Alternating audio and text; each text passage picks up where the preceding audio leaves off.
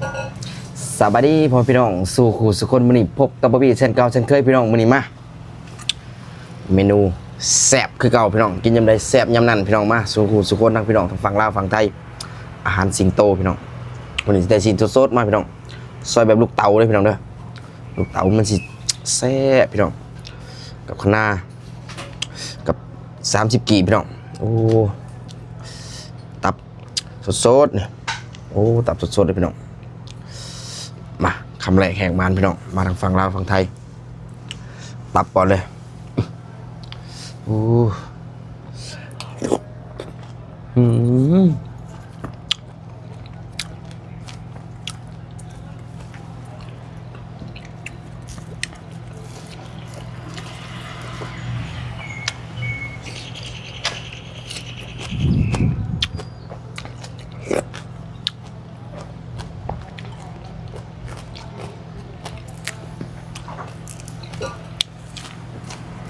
อื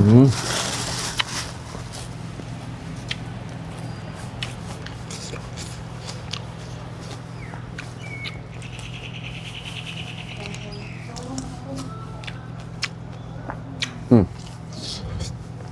อืม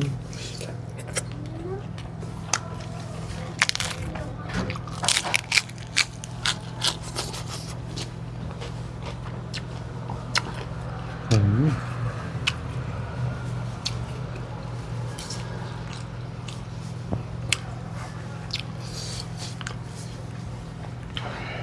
สูตรสดพี่น้อง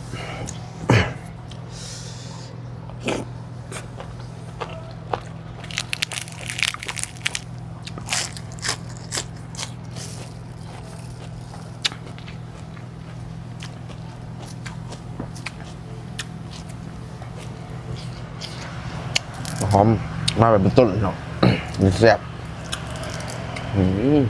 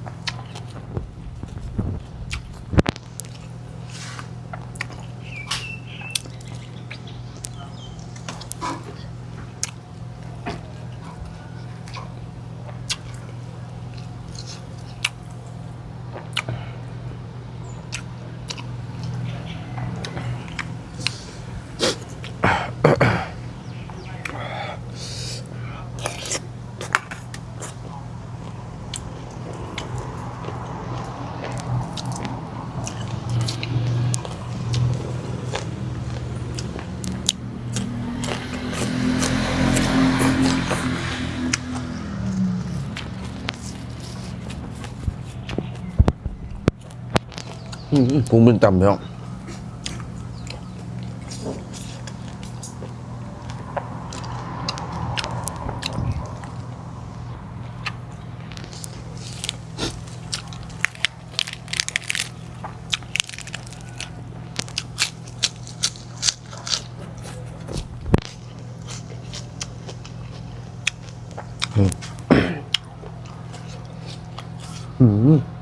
หายไปกรีบพี่น้องหายไปสดลอยใส่กับเลือดนี่โอ้พี่น้อง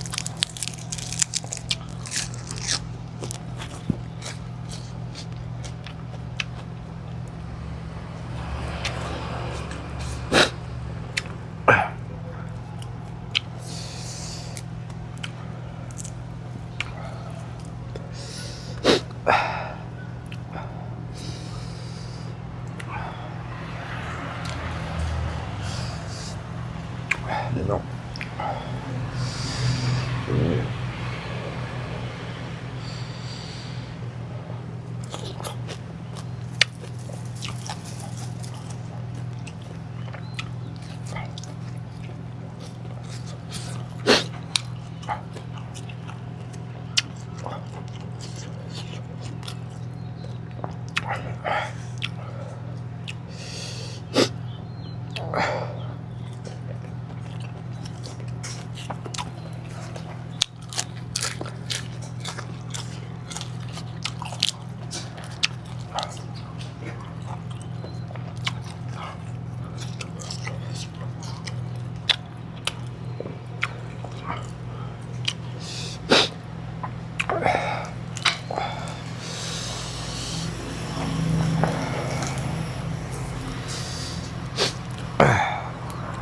ำนี้แบบห่อพี่น้อง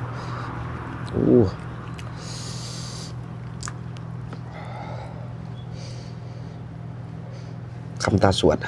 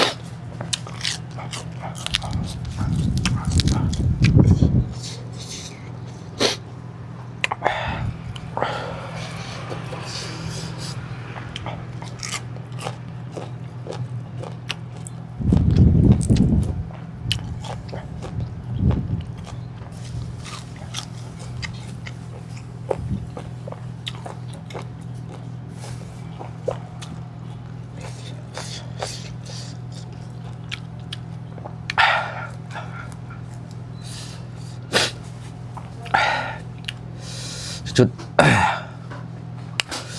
พี่น้องเกือบเบิดเดี๋ยวนิดนึงพี่น้องเดี๋ยวไว้เดี๋ยวเขาไปเล่นพี่น้องเขาอยากกินน้ำเผ็ดแห้งทั้งแสบทั้งเผ็ดพี่น้องมาเลยแจ่วตัวพี่น้องในช่วงนี้หน้าฝนพี่น้องอย่าลืมรักษาสุขภาพนี่ด้วยพี่น้องเด้อตากฝนตากไปตากมาเห็น